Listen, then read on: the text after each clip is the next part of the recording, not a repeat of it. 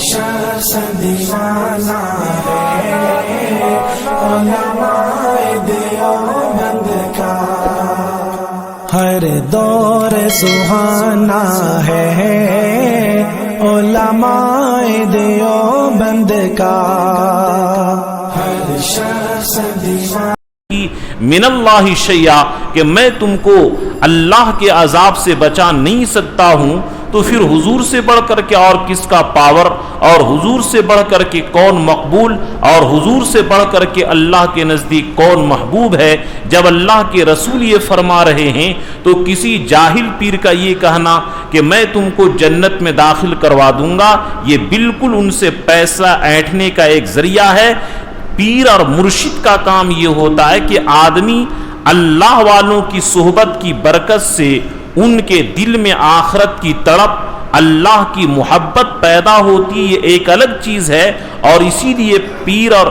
مرید کا جو سلسلہ ہے وہ اسی لیے ہے تاکہ آدمی نفس کے دھوکے سے نکل کر کے ہمارے دل کے اندر جو دنیا کی محبت اور خواہشات کے پیچھے جو ہم پڑے ہیں، خواہشات نفسانی ہمارا مڑ کر کے اللہ کی طرف چلنے لگے۔ یہ مقصد ہوتا ہے پیر اور مرید کا۔ وہ ٹھیکیدار جنت کا نہیں ہوتا ہے، کوئی بھی ٹھیکیداری نہیں لے سکتا ہے کہ میں جنت میں داخل کرا دوں گا۔ اس لیے میرے دوستو، ہم لوگ اپنے آپ کو جہنم سے بچانے کی پوری کوشش کریں۔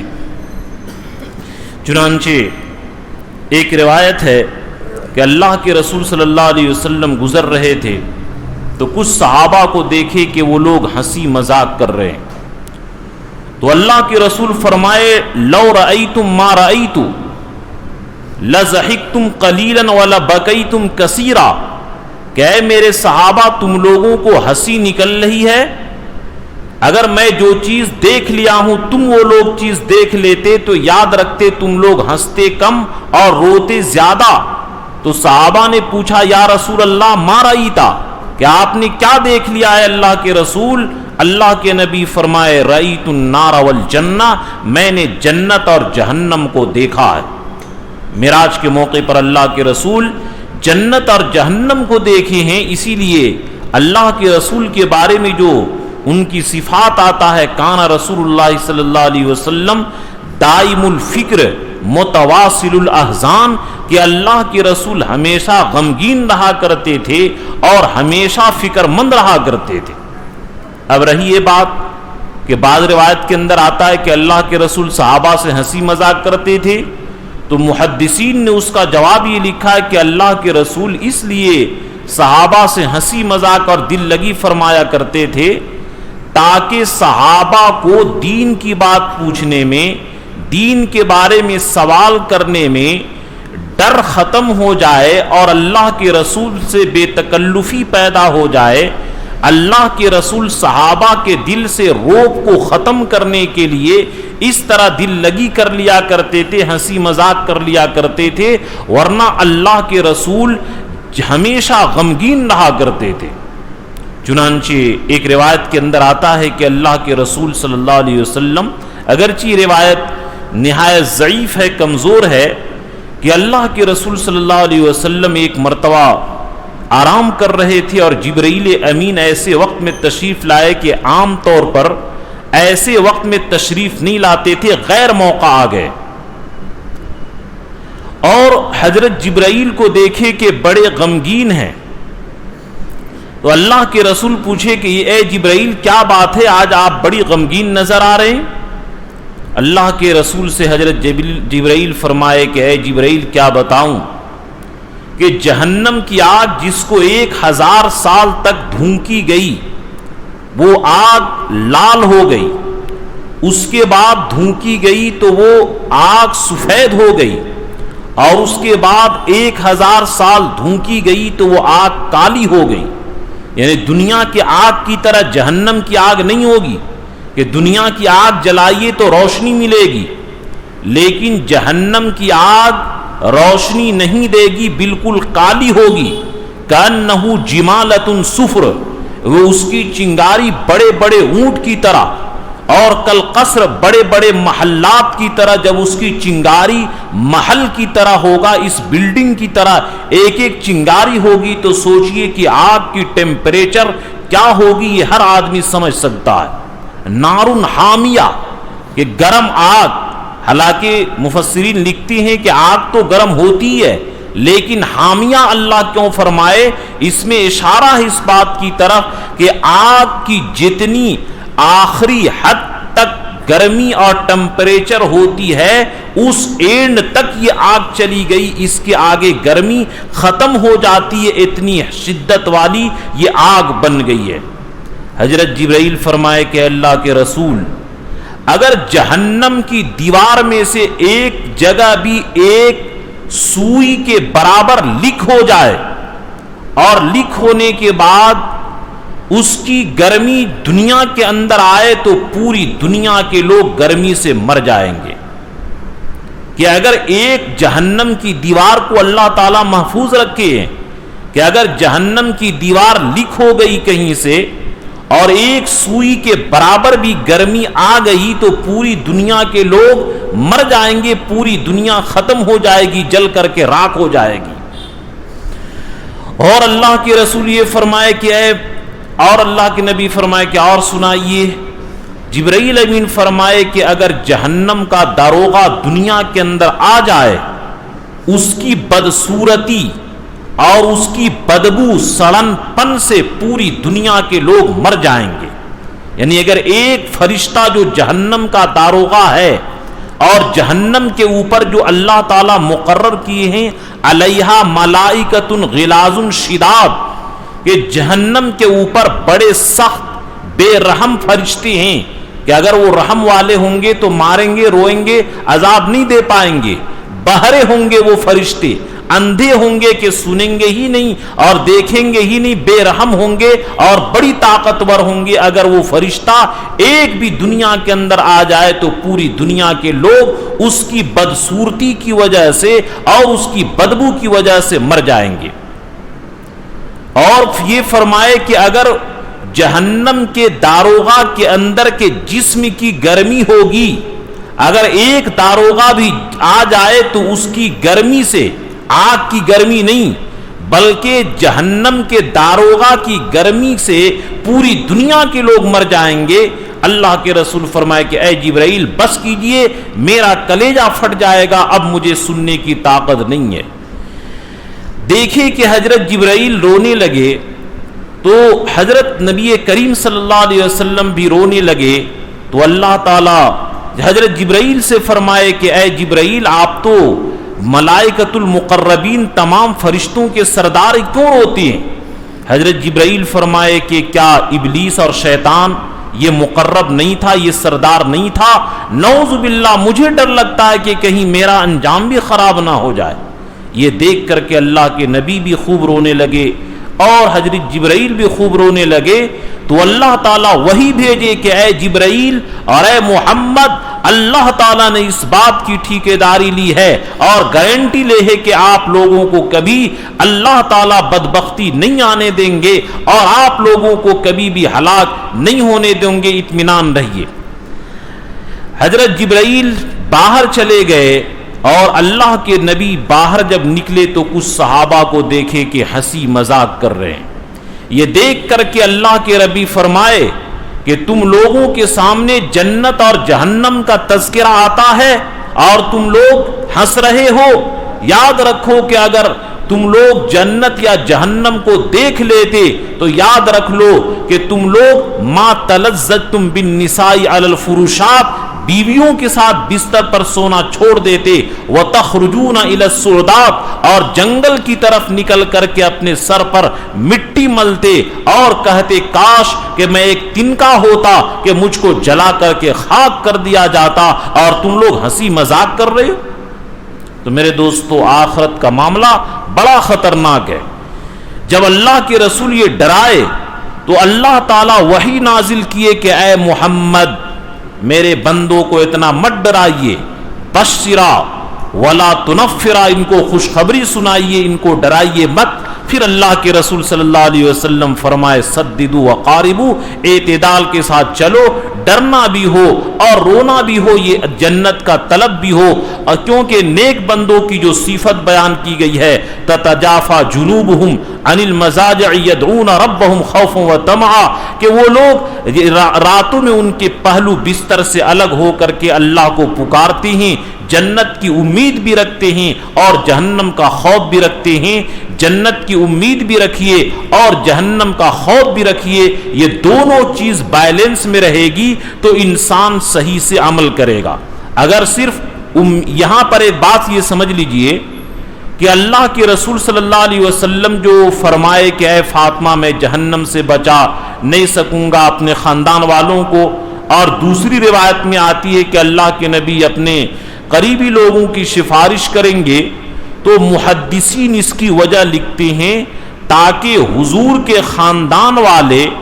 عمل کے بغیر بھروسہ نہ کر بیٹھیں کہ ہم تو نبی کے خاندان اور وارث ہیں، ہم کو عمل کی ضرورت نہیں ہے۔ اب یہاں پر نقلی سید لوگ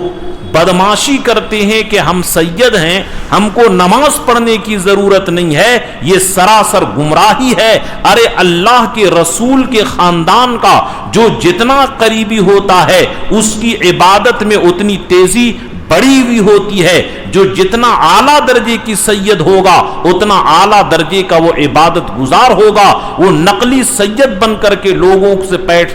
اینٹھنے کے لیے اس طرح سے وہ لوگوں کو دھوکہ دیتا ہے اور گمراہی کے اندر ڈالتا ہے۔ کہ ایک مولانا صاحب ہمارے ناظم صاحب ہیں، ان سے ایک آدمی نے کہا چلیے وضو کیجئے، تو بعض لوگوں نے کہا کہ یہ تو سید ہیں، ان کو وضو کرنے کی کیا ضرورت، بغیر وضو کی نماز ہو جائے گی۔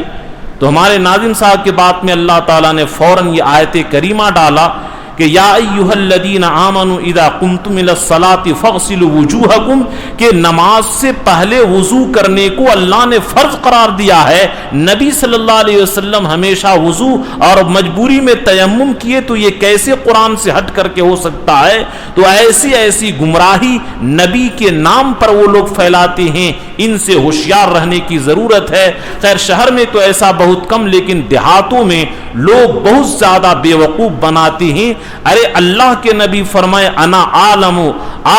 منکم و اخشا منکم، کہ میں تم میں سب سے زیادہ علم والا ہوں اور سب سے زیادہ اللہ سے ڈرنے والا ہوں۔ یہ کون کہہ دیا کہ جو نبی کا وارث ہوگا، خاندان کا ہوگا، اس کو اللہ سے ڈرنے کی ضرورت نہیں؟ وہ لوگ تو اور زیادہ اللہ سے ڈرتے ہیں اور زیادہ وہ اللہ کے قریب ہوتے ہیں۔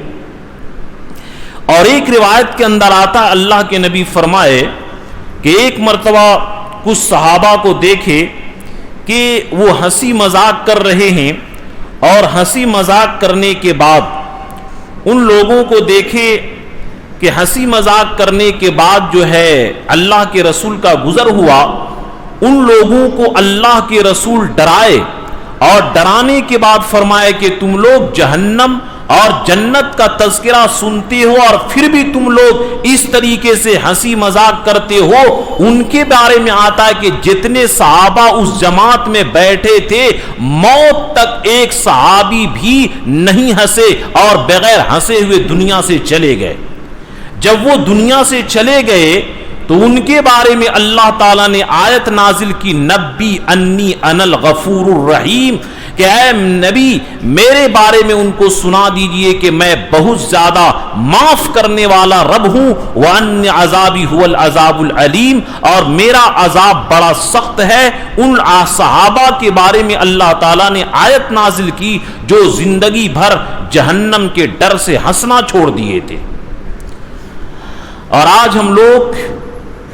میرے دوستو سب جنت اور جہنم کا تذکرہ ہمارے سامنے ہے، لیکن نفسانیت کی غلامی کی وجہ سے، نفس کی غلامی کی وجہ سے ہم لوگ اللہ سے ڈرنا چھوڑ دیے۔ اسی کو اللہ کے رسول فرمائے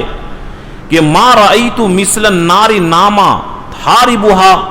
کہ مجھے تعجب ہے کہ جہنم بئس المصیر، کہ سب سے بری جگہ ہے، تکاد تمیز من الغیظ، کہ جب جہنم کو قیامت کے دن لایا جائے گا غصے سے بالکل پھٹا ہوا ہوگا، اور تمام لوگوں کے دل، اگر نیک لوگ بھی جہنم کی چنگھاڑ کو سنیں گے تو ان کے دل باہر نکل کر کے اور حلق سے باہر نکل جائیں گے ان کے دل، ہمارے دل بھی. کہ اس لیے کیا ہے میرے دوستو، اللہ تعالیٰ نے فرمایا کہ جو عیدین میں عبادت کا اہتمام کرتے ان کے دل تو محفوظ رہیں گے، انبیاء اور صدیقین اور جو بڑے اونچے درجے کے ہیں، ورنہ عام طبقے کے نیک مسلمانوں کا دل بھی باہر نکل جائے گا جہنم کی چنگھاڑ کی وجہ سے. تو اللہ کے رسول فرمائے کہ میں جہنم کی طرح نہیں دیکھا کہ نامہ حاربھا، کہ اس سے بھاگنے والا سو گیا، وما رأیت مثل الجنت نامہ طالبھا، اور جنت کی طرح میں نے نہیں دیکھا کہ جنت کا طلبگار، جنت اتنی بہترین جگہ ہے، حسنت مستقر و مقامہ، بہترین ٹھکانہ ہے، اور جنت کی طلب سے لوگ محروم ہیں، اور ہم جیسے لوگ فجر کی نماز بھی نہیں پڑھتے ہیں اللہ تعالیٰ کی جنت کی طلب میں. تو اللہ کے رسول تعجب فرما رہے ہیں کہ میں جہنم سے بھاگنے والے کی طرح نہیں دیکھا کہ وہ سویا ہوا ہے، اور جنت کے حاصل کرنے والے کی طرح نہیں دیکھا کہ وہ بھی سویا ہوا ہے. اس لیے میرے دوستو اپنے نیند کو، اپنے نظام الاوقات کو ہم لوگ بدلیں، اور اگر ہم فجر کی نماز میں بھی نہیں اٹھ سکتے ہیں، کبھی کبھار ہو گیا تو ایک الگ مسئلہ ہے، ورنہ یہ روٹین بنا لینا کہ فجر میں اٹھنا ہی نہیں ہے، سمجھیے کہ شیطان روزانہ ان کے پیشاب کرتا ہے. بخاری کی روایت ہے، بال الشیطان فی اذنی، کہ شیطان اس کے دونوں کان میں پیشاب کرتا ہے. جو آدمی جو انسان اور جو مسلمان شیطان کا ٹوائلٹ بن جائے، سوچئے کہ اس کی بربادی کا کیا عالم ہوگا، ہر آدمی سمجھ سکتا ہے. اس لیے اپنے نظام الاوقات کو بدلیے. اللہ کے رسول تعجب کر رہے ہیں کہ یہ ایسے جنت کے طلبگار اور جہنم سے بھاگنے والے لوگ اس طریقے سے سوئے ہوئے ہیں، ہمیں تعجب ہے. اور ایک روایت کے اندر اللہ کے رسول فرمائے اسی تعجب کو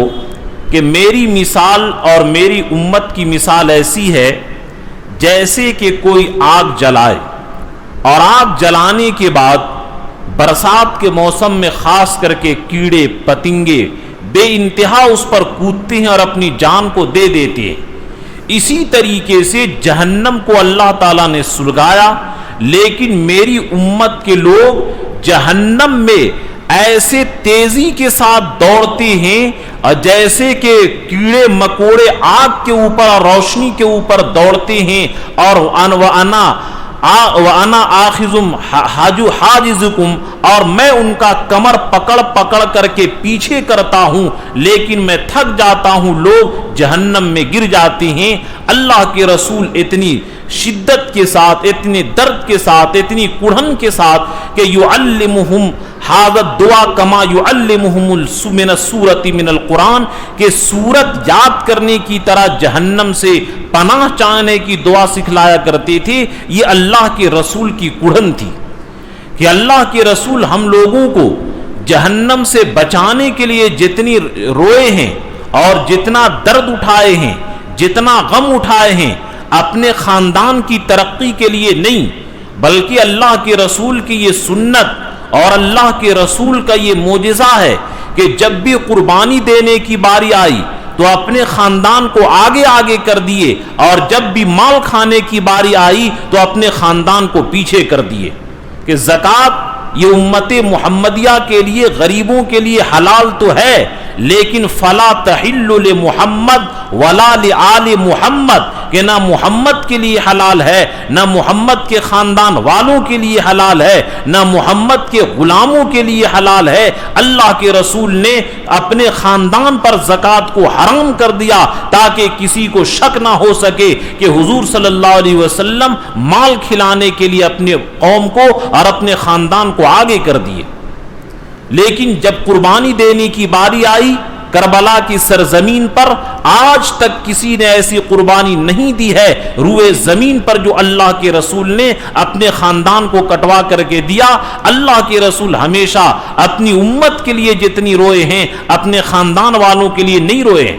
لیکن ہم لوگ اتنے بے شرم ہو چکے ہیں کہ آج ہم لوگوں کو فجر کی نماز پڑھنی مشکل ہو جاتی ہے. اگر تہجد مان لی کہ نہیں پڑھتے ہیں چلیے وہ گناہ نہیں ہوگا, لیکن فجر کی اگر پابندی نہیں ہوتی ہے تو کس منہ سے ہم لوگ جنت کے طلبگار ہیں؟ ہر آدمی اپنے بارے میں سوچ سکتا ہے. اسی کو اللہ کے رسول کتنا درس سے فرمائے کہ میں لوگوں کو اپنی امت کو بچانا چاہتا ہوں, لیکن امت ایسے بھاگ رہی جیسا کہ فتنگا آگ کے اندر بھاگتی ہے. ایک روایت کے اندر آتا ہے انہ قال لجبرائیل ما لی لا ارى میکائیل ضاحکا قط, کہ ایک مرتبہ اللہ کے نبی صلی اللہ علیہ وسلم کے پاس جبرائیل علیہ السلام آئے اور جبرائیل علیہ السلام سے اللہ کے نبی فرمائے کہ کیا بات ہے کہ میں جبرائیل کو ہنستا ہوا, یہ میکائیل علیہ السلام کو ہنستا ہوا کبھی نہیں دیکھتا ہوں. یہ اللہ کے نبی سوال کر رہے ہیں حضرت جبرائیل سے کہ کیا بات ہے کہ میں میکائیل علیہ السلام کو ہنستا ہوا نہیں دیکھتا ہوں. تو حضرت جبرائیل علیہ السلام جواب دیے ما ضحک میکائیل منذ خلقت النار, کہ اے میرے حبیب, اے نبی صلی اللہ علیہ وسلم, جب سے جہنم کو پیدا کیا گیا ہے اور جب سے جہنم کو بنایا گیا ہے اس وقت سے آج تک ایک مرتبہ بھی حضرت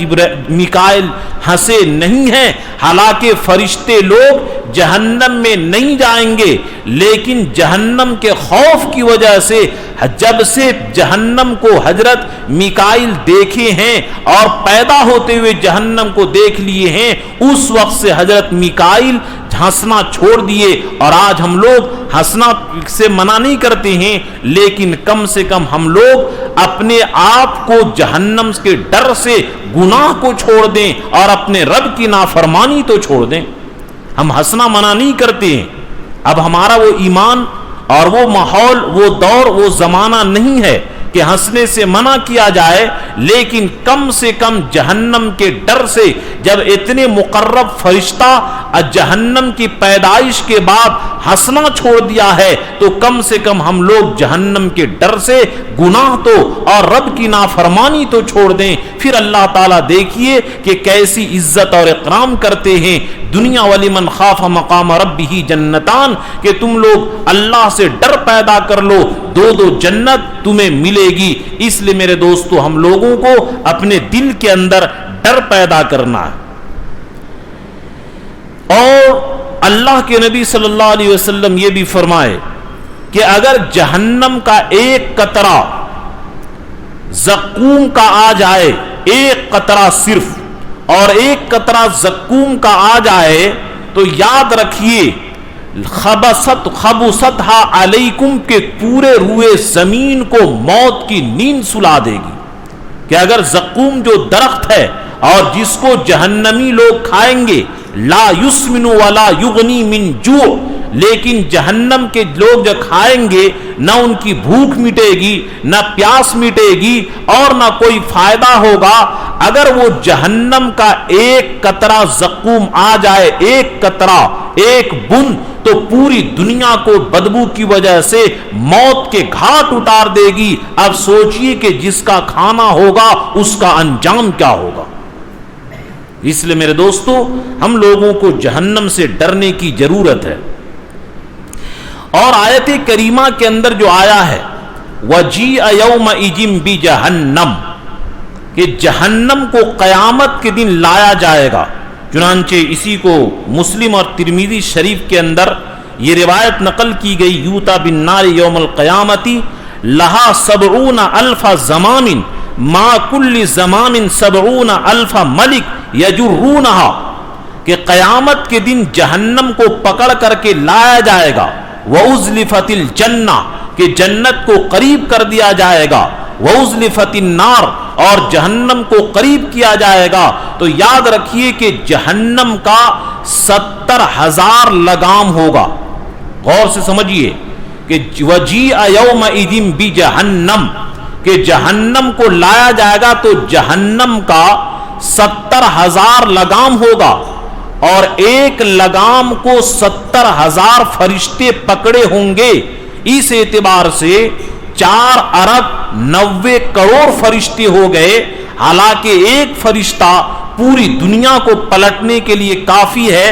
لیکن اتنا بڑا طاقتور فرشتہ ہونے کے باوجود 4,90,00,000,000 فرشتے پکڑیں گے اور وہ جہنم تکاد تمیز من الغیظ کہ غصے سے پھٹ رہی ہوگی اور بھڑکنا چاہتی ہوگی، بھاگنا چاہتی ہوگی، لیکن اس کو پکڑ کر کے رکھیں گے اور اس جہنم کے اندر لوگوں کو ڈالا جائے گا۔ سوچئے میرے دوستو انجام کیا ہوگا۔ اسی لیے تو حدیث میں آتا ہے کہ اگر کوئی آدمی پیدا ہونے سے لے کر موت تک ایک سیکنڈ بھی کوئی غم نہ دیکھا ہو، لیکن جہنم کا ایک ڈبکی پائے گا اور جہنم کا ایک غوطہ لگے گا، جہنم کا ایک ڈبکی پانے کے بعد کہے گا واللہ ما رأیت نعیما قط وما رأیت خیرا قط، کہ قسم خدا کی میں دنیا میں کبھی بھی کوئی آرام نہیں دیکھا تھا۔ تو یہ دنیا کی زندگی خواب ہے۔ جہنم کی جھٹکا ملنے کے بعد سارا آرام آدمی بھول جائے گا، اور جنت کا ڈبکی ملنے کے بعد، جنت کا جھٹکا ملنے کے بعد دنیا کا سارا غم انسان بھول جائے گا۔ اس لیے میرے دوستو جنت حاصل کرنے کی اطلب الجنت جہدکم، پوری طاقت کے ساتھ جنت حاصل کرو، یہ اللہ کے رسول ترغیب دے رہے ہیں۔ وَاهْرَبُوا مِنَ النَّارِ جُهْدَكُمْ، اور پوری طاقت کے ساتھ جہنم سے بھاگو۔ اب یہاں پر ایک بات سن لیجئے کہ ہم لوگ گپ کرتے ہیں، بکواس کرتے ہیں، لیکن ان دعاؤں کا اہتمام نہیں کرتے۔ چنانچہ حدیث پاک میں آتا ہے، ترمذی، ابن ماجہ اور نسائی شریف کے اندر یہ روایت موجود ہے کہ جو آدمی فجر کے بعد، غور سے سمجھیے کہ جو آدمی فجر کے بعد اور مغرب کے بعد،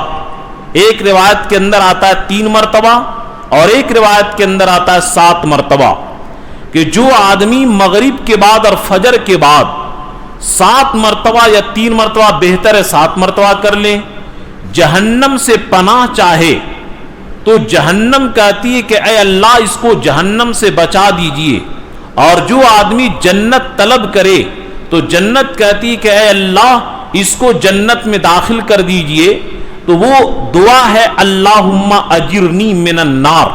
اے اللہ مجھ کو جہنم سے بچا۔ تو اس کے پڑھنے سے فائدہ یہ ہوگا کہ جہنم خود کہہ دے گی کہ اے اللہ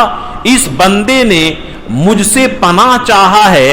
میری برائی سے پناہ چاہی ہے، آپ اس کو جہنم سے بچا دیجئے، تو انشاءاللہ وہ جہنم سے بچ جائے گا۔ اور جو آدمی یہ دعا پڑھے اللہم انی اسألک الجنت الفردوس، اے اللہ میں آپ سے جنت مانگتا ہوں 7 مرتبہ، تو الجنت کہے گی اللہم ادخلہ الجنہ، اے اللہ اس کو جنت میں داخل کر دیجئے۔ تو میرے دوستو ان دعاؤں کے پڑھنے سے فائدہ یہ ہے کہ جہنم سے ہم بچیں گے بھی، اور اس لیے اپنی زندگی کا معمول بنا لیجئے کہ مغرب کے بعد اور فجر کے بعد اللہم اجرنی من النار 7 مرتبہ اور اللہم انی اسألک الجنت الفردوس 7 مرتبہ پڑھنے کی کوشش کریں کہ جہنم سے بچ بھی جائیں گے اور جنت میں داخل بھی ہو جائیں گے۔ تو اس سے اللہ تبارک تعالی ہمیں جنت میں داخل فرما کر کے جہنم سے بچا دیں گے، اور اس سے بڑی کوئی کامیابی نہیں ہے۔ فمن زحزح عن النار وادخل الجنت فقد فاز، کہ جو آدمی جہنم سے بچ جائے اور جنت میں چلا جائے وہی کامیاب ہے، اور جو آدمی 1 سیکنڈ کے لیے بھی جہنم میں گیا وہ آدمی ناکام ہو گیا۔ اصل کامیابی یہ ہے کہ بغیر جہنم میں جائے ہوئے، بغیر صفائی حاصل کیے ہوئے دنیا میں صفائی کیجئے، توبہ کر کے، اپنے نفس کو مار کر کے، مجاہدہ کر کے دنیا کے اندر پاکی حاصل کیجئے۔ جہنم کی صفائی بڑی خطرناک ہے، اس سے پناہ مانگیے۔ تو اس لیے میرے دوستو ہم لوگوں کو چاہیے کہ ان باتوں کا اہتمام کریں کہ اللہ کے نبی جو تفصیل کے توجہ کے ساتھ فرماتے تھے کہ